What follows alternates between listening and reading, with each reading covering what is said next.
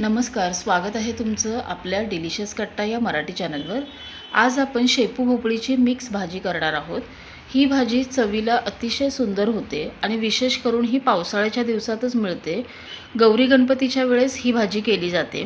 तर अशी भाजी तुम्हीही नक्की ट्राय करा। माझी रेसिपी जर आवडली तर माझ्या व्हिडिओला लाईक करा आणि जर चॅनलला सबस्क्राईब केला नसेल तर चॅनलला सबस्क्राईब करा। तर चला ही भाजी कशी करायची ते बघूया।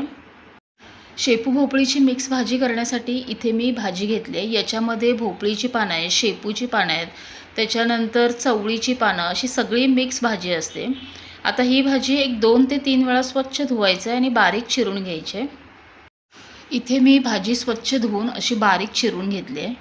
इथे थोडी तूर डाळ आणि आपली तांदळाची कणी असते ती मी 10 मिनिटं पाण्यात भिजत घातली होती। आता भाजी करायला सुरुवात करूया। आता भाजी करण्यासाठी गॅसवर कढई ठेवली आहे, त्यात थोडं तेल घालून घेतलं आहे।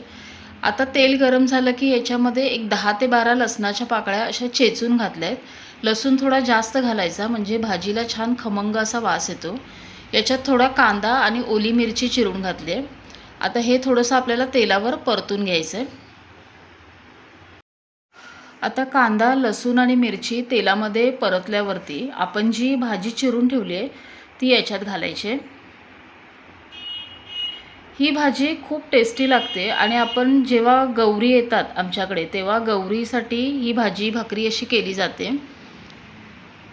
आता हे सगळं असं व्यवस्थित अगोदर मिक्स करून घ्यायचं, कारण आत्ता जरी ही भाजी जास्त दिसत असली तरी ती नंतर तेलामध्ये कमी होते। आता हे व्यवस्थित अगोदर फोडणीमध्ये मिक्स करून घेऊया। आता इथे मी भाजी या फोडणीवर व्यवस्थित परतली आहे। बघा, मगाच्यापेक्षा ही भाजी कमी झाली आहे। आता हे व्यवस्थित मिक्स झालं आहे। आता याच्यात आपण जी डाळ आणि कणी भिजत घातली होती ती याच्यात घालायची आणि आता हे थोडं मिक्स करायचं।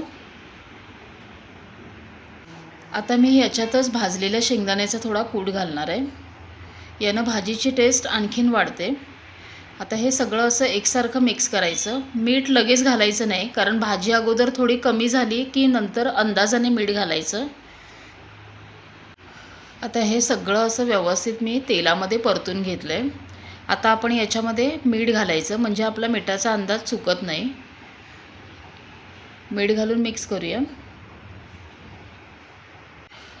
आता आपण याच्यात जी डाळ आणि कणी घातली आहे ती शिजण्यासाठी आपण याच्यात थोडं पाणी घालायचं आणि आपण याला झाकण ठेवून अधूनमधून चेक करत शिजवायचं आहे। जर पाणी कमी झालं, डाळ कच्ची राहिली तर थोडं पाणी परत घालायचं आणि एकदम बारीक गॅसवर आता हे शिजू देऊया। आता इथे बघा, इथे आपली भाजी करून तयार आहे। अगदी छान झाली आहे। यातली डाळ आणि कणी देखील अगदी व्यवस्थित शिजली आहे। आता भाजी आपली तयार आहे। गॅस बंद करूया। इथे आपली शेपू भोपळीची मिक्स भाजी करून तयार आहे। भाकरी आणि ही भाजी खूप सुंदर लागतं। तर अशी भाजी तुम्हीही नक्की ट्राय करा। माझी रेसिपी जर तुम्हाला आवडली असेल तर लाईक करा, कमेंट करा आणि जर माझ्या चॅनलला सबस्क्राईब केला नसाल तर माझ्या चॅनलला सबस्क्राईब करा।